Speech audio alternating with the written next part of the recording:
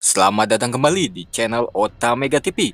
Kali ini Mimin akan kembali melanjutkan alur cerita kembali dari Dunia Dewa part ke-16. Tidak usah lama-lama, kita langsung aja ke alur ceritanya. 10 hari setelah peperangan melawan Kaisar, kerajaan Tianyun kini telah dikuasai, sehingga nama kerajaan diubah menjadi Tianyun. Lalu menobatkan Yun Xuan sebagai kaisar baru dan menobatkan keluarga Ouyang menjadi guru kerajaan. Bukan hanya itu, beberapa peraturan kerajaan dirubah untuk membangun kerajaan yang damai dan sejahtera. Sedangkan perguruan tinggi Singkong sedang membuat kuburan dan monumen bagi guru dan siswa yang tewas dalam peperangan itu. Beberapa hari kemudian, terlihat King bersama Mei Buchen duduk di bawah pohon di tepi danau. King meminta Mei Buchen untuk sementara waktu tinggal di Tianyun untuk mengawasi kerajaan. King juga bilang sekarang dirinya akan pergi ke Sekte Pedang Langit, karena ada hal yang penting yang harus diurus di sana. Ketika akan pergi, kepala perguruan dan beberapa orang datang untuk mengucapkan salam perpisahan dan juga memberikan beberapa barang. Mei Buchen juga memberikan token miliknya dan juga gambar pelayannya yang mungkin akan berguna nanti. Mengetahui King akan pergi ke Sekte Pedang Langit yang berada di Provinsi Anyang, Sututu memutuskan untuk menemani King karena dirinya sangat paham wilayah Provinsi Anyang. Dan secara kebetulan, kampung halaman Sututu berada di kota Yanluo. Setelah itu, King dan Sututu memulai perjalanannya. Singkat cerita, di dalam perjalanan King menemukan seekor penyu raksasa yang telah mati. Di sana King melihat ada sebuah anak panah yang terlihat sangat familiar, menancap di bola mata penyu raksasa itu. Ketika King mencabut anak panah itu, King mengatakan, ternyata dia. Dan King juga menyadari anak panah itu terdapat pesan yang ditinggalkan oleh Ri Ranju. Di dalam pesan itu mengatakan Ri Ranju telah menyelamatkan roh purba.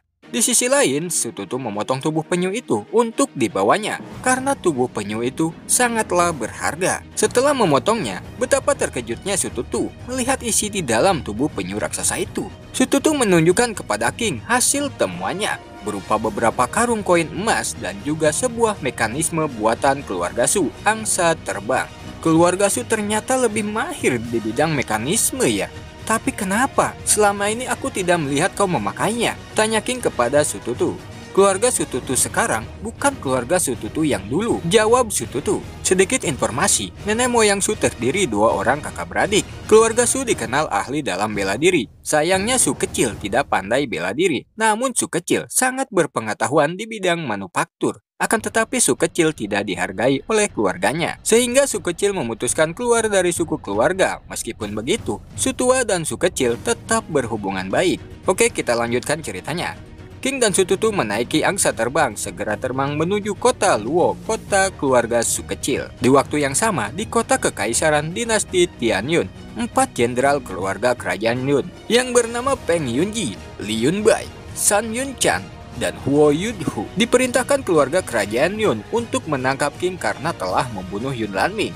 Mendatangi sebuah kedai untuk mencari informasi keberadaan King. Beralih ke King dan Sututu, mereka sudah tiba di kota Yanluo Su kecil. Orang-orang di sana terkejut melihat Sututu telah kembali. Karena di masa lalunya Sututu dikenal sangat nakal, mereka sangat ketakutan dan tergesa-gesa menutup kios mereka. Tak berselang lama datang seorang cewek muda yang bernama Su Bingbing, adik kandung Su Ye, diikuti seorang pelayan penjaga Su Bingbing. Dengan raut muka sedih, Su Bingbing mengatakan kepada Sututu kalau Su Ye akan segera menikah dengan pangeran keluarga Li yang bernama Li Yingcai. Mendengar itu, King merasa ada yang tak beres dengan pernikahan ini karena sebelumnya sudah ada perjanjian pernikahan Sututu dan Su Ye.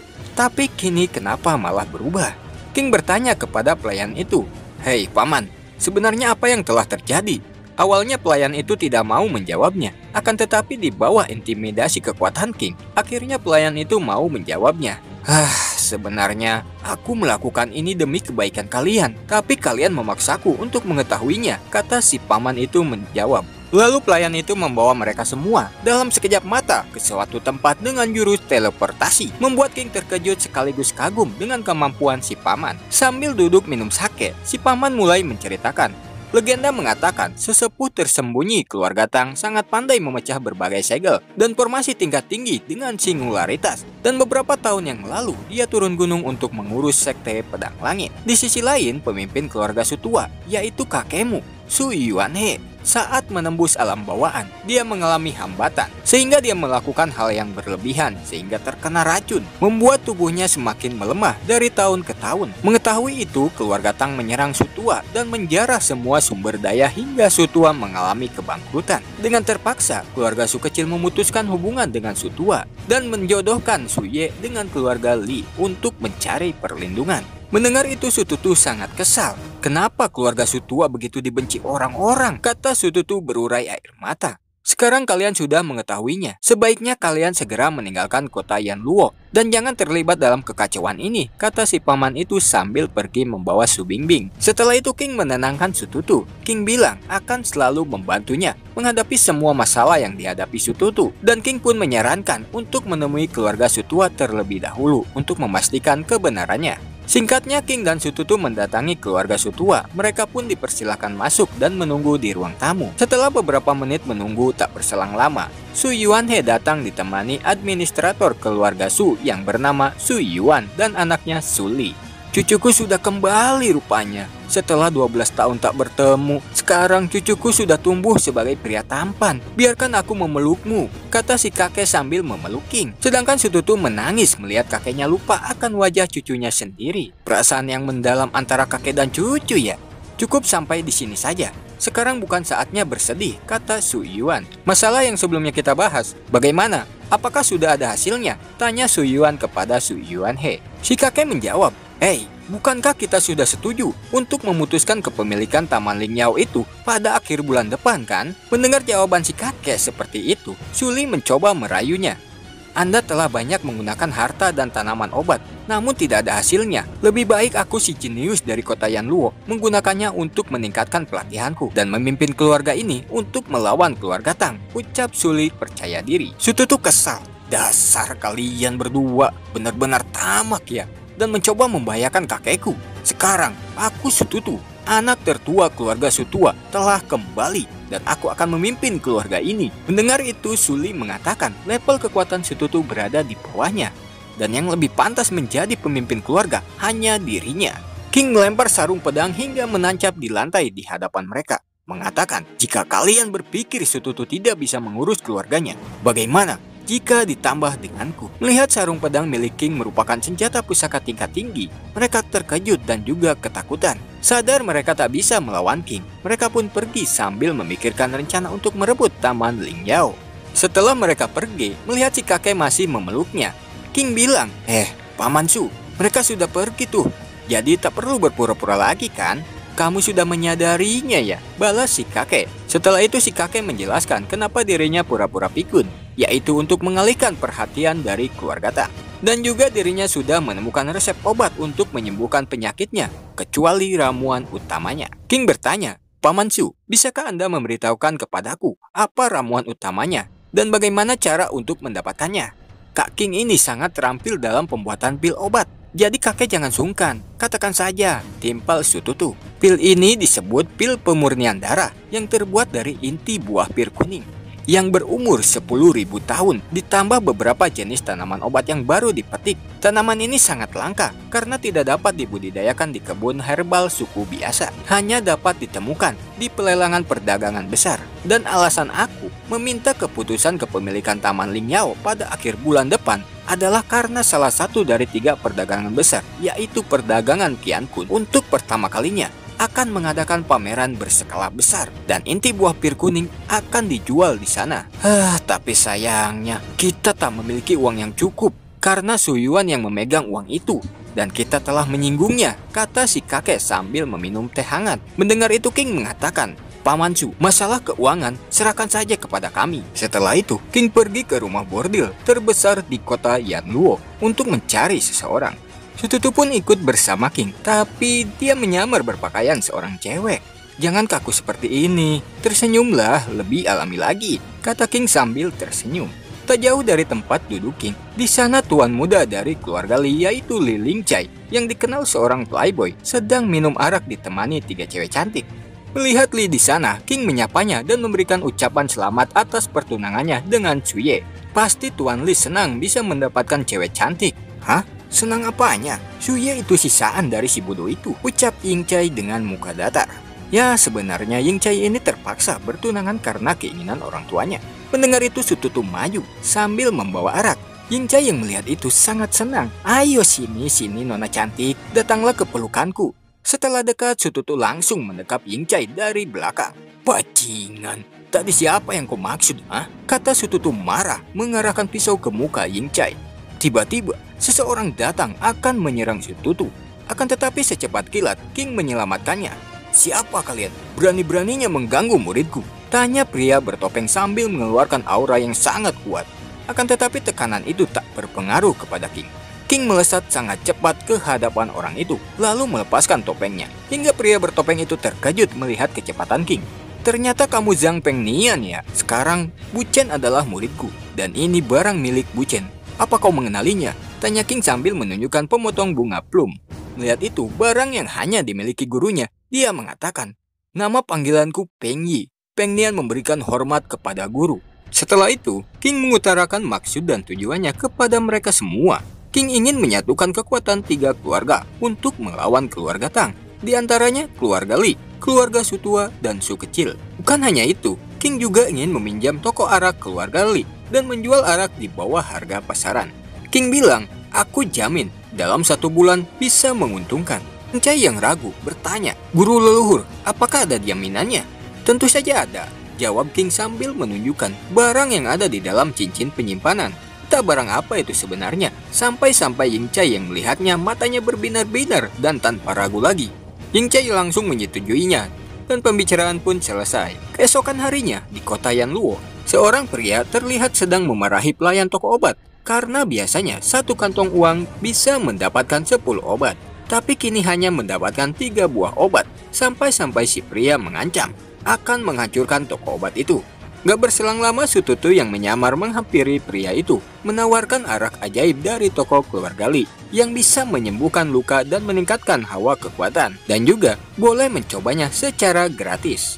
Lalu Sututu menuangkan arak ajaib itu langsung ke mulut teman si pria itu yang terlihat tangannya terluka. Setelah meminumnya, dalam sekejap mata lukanya sembuh dan peredaran darahnya juga lancar. Sututu pun mulai beraksi, bagaikan sales obat profesional, berteriak mengatakan, tidak perlu 998 perak, hanya perlu 9,8 perak saja. Arak bisa dibawa pulang, ayo dibeli, ayo dibeli.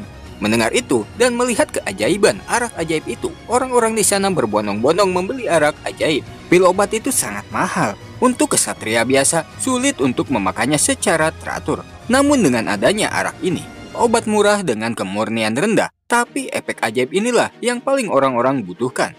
Walaupun keuntungannya kecil, tapi perputarannya sangat cepat. Bukan hanya uang, reputasi yang baik juga didapatkan. Bukan hanya itu, menjual arak ajaib dengan harga murah adalah untuk menarik perhatian orang-orang dari perdagangan besar. Hingga kabar ini sampai terdengar ke telinga Tang Yuje, tetua dari keluarga Tang, dan Xia King, bos dari perdagangan Qiankun. Tang Yuje marah, dia tak terima bisnis anggurnya direbut keluarga Li. Tang Yuje memerintahkan bawahannya agar Keking menghancurkan toko arak keluarga Li. Dan siapapun yang berhasil merebut kembali bisnis anggur ini akan diberikan imbalan yang sangat besar. Selang beberapa jam, orang-orang yang diperintahkan menghancurkan toko ajaib dihajar King hingga babak belur tak berdaya. Tiba-tiba sebuah pisau melesat dari arah belakang. Namun King telah menyadarinya dan dengan mudahnya menghindarinya. Hoho, hebat juga. Kau bisa menghindari seranganku, kata pria itu yang bernama Tang Yuan Keking, orang suruhan Tang Yuje. Keking mendapat julukan Algojo karena dia dikenal sangat jahat dan sudah banyak membunuh orang hingga tak terhitung jumlahnya. Tanpa basa-basi lagi, Keking melesat ke hadapan King menyerang dari berbagai arah mengitari King. Tapi King mampu bertahan, menahan setiap serangan Keking sambil menunggu momen yang tepat. Melihat ada celah, King langsung menyerang balik bagian sisi kanan perut Keking hingga berdarah. Keking pun berteriak kencang sangat kesakitan. Di sisi lain, melihat King sedang bertarung, Ying Chai datang membantu merapalkan mantra jurus ledakan air Kiren dan menyerang Keking hingga tak bisa bergerak. Disusul serangan King hingga Keking benar-benar tak bisa bergerak sama sekali. Akan tetapi, Keking tersenyum. Walaupun dia terbelenggu terkena serangan King dan Ying Chai, Keking percaya diri mampu mengalahkan mereka berdua. Namun tanpa dia sadari, mekanisme anjing sudah berada di belakangnya, lalu menyerang bagian pundak Keking hingga darah bercucuran, dan Keking mati seketika. Atas bantuan itu, King berterima kasih kepada pemilik mekanisme anjing yang merupakan pemimpin keluarga Su kecil yang bernama Suje. Karena tertarik dengan bisnis arak itu, Pak Tua Suje mengajak mereka bertiga berbicara di dalam. Ketika di dalam, Pak Tua Suje dan King berbicara banyak tentang bisnis arak. Singkatnya, Pak Tua Suje mau bekerja sama dalam mengembangkan bisnis arak. Hari demi hari dengan bantuan keluarga Su kecil, arak-arak itu dikirim ke berbagai kota di dekat Provinsi Anyang. Dan hampir setengah dari bisnis di seluruh Provinsi Anyang dimonopoli oleh keluarga Li. Untuk mengembangkan jaringan bisnis anggur keluarga Li, beberapa orang direkrut untuk bergabung. Singkat cerita, dalam setengah bulan, seperempat dari target yang diharapkan telah diakumulasikan dan keuntungannya pun sangatlah banyak.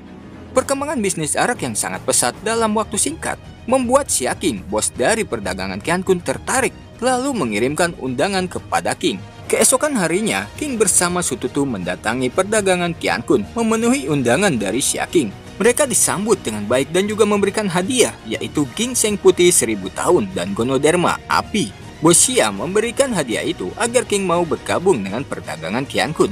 Namun secara halus, King menolaknya. Dan King mengatakan tak ingin mengkhianati tuannya sambil menunjukkan lencana perdagangan Oya.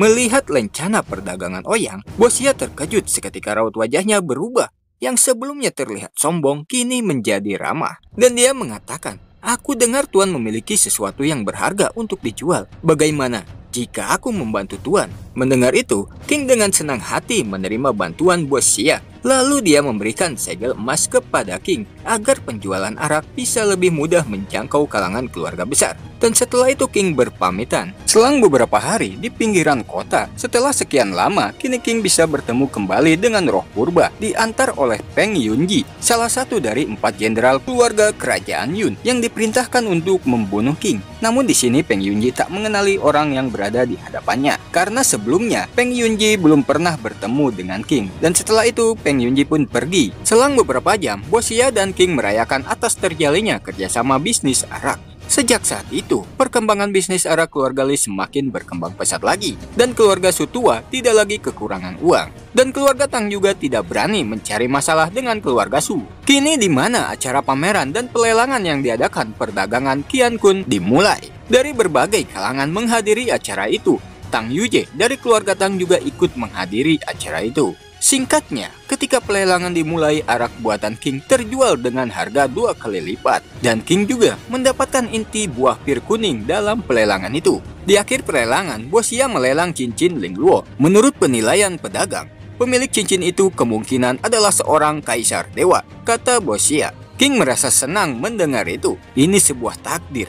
Cincin yang tak sengaja kuhilangkan ketemu di sini, kata King sambil tersenyum. Sedangkan tetua Tang Yuje terkejut. Sepertinya tetua Tang Yuje mengetahui tentang cincin itu. Dia segera memerintahkan bawahannya untuk memberitahu berita cincin ini kepada tuannya dan juga mengambil uang. Dia sangat menginginkan cincin Ling Luo. Melihat tetua Tang Yuje sangat berambisi mendapatkan cincin Ling Luo, Bos Xia bilang, "Sepertinya beberapa dari kalian sudah salah paham. Untuk mendapatkan cincin ini bukanlah dengan uang, akan tetapi kalian cukup melepaskan segel yang berada di cincin ini. Jika berhasil, kami bersedia memberikan setengah harta di dalam cincin ini." Sambil menatap ke arah Tang Yuje, Bos Xia bilang, "Para hadirin semuanya, jika kalian memiliki kemampuan untuk membuka segel ini, kami persilahkan." "Dasar Xia King," kata tetua Tang Yuje sangat marah merasa diremehkan. Orang-orang di sana banyak yang mencoba membuka segel itu, akan tetapi malahan mereka terkena serangan balik dari segel pertahanan cincin itu.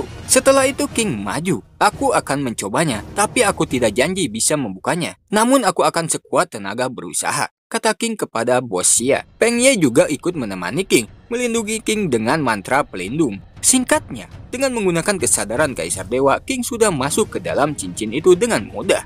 Karena segel itu King lah yang membuatnya. King mengambil beberapa barang dari dalam cincin itu. Setelah itu King memasang kembali segel itu lalu keluar. King membuka matanya menandakan sudah selesai mencoba membuka segel cincin itu.